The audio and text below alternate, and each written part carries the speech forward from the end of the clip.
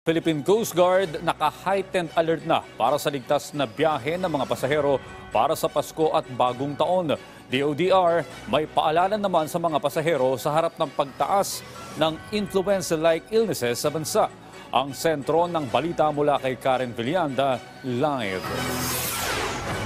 Audrey, simula na nga magkaroon ng pagsabog sa Marawi ay naka-heightened alert na nga ang Philippine Coast Guard. Pero sa December 15, Audrey, ay magpapakalat na sila ng kanilang mga assets sa Pantalan. At kaugnay naman ng naitalang kaso ng walking pneumonia sa Pilipinas ay hinihikayat na ng DOTR ang mga pasahero na magsuot ng face mask.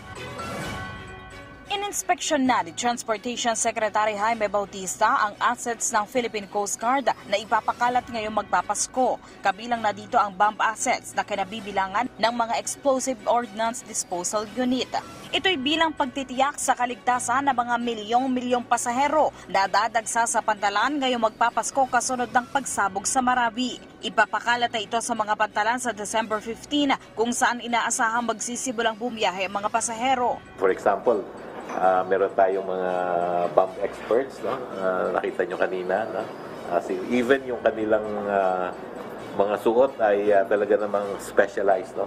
To see to it that they are also protected. Bilang pag-iingat naman laban sa naitalang kaso ng walking pneumonia sa bansa, nagbaba na ang Philippine Ports Authority ng memorandum para sa voluntaryong pagsusuot ng face mask sa mga pasahero ng Pantalan.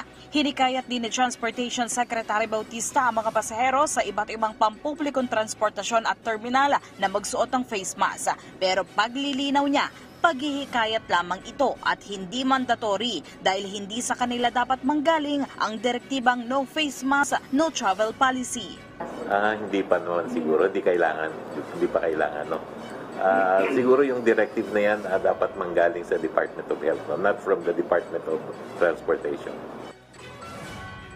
Audrey, katulad nga nung undas kung saan maraming pasahero ang bumiyahe ay magkakasarin ng oplan biyaheng ayos ang DOTR ngayong magpapasko. Audrey. Okay, Karen, sa usapin naman doon sa may bus na nahulog kung saan maraming mga nakasakay yung nasawi, meron na bang update mula kay Secretary Bautista?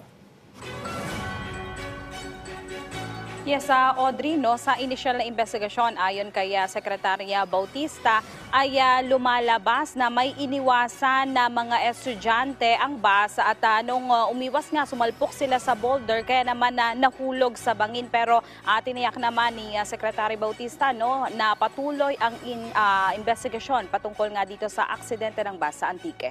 Audrey. Maraming salamat, Karen Villanda.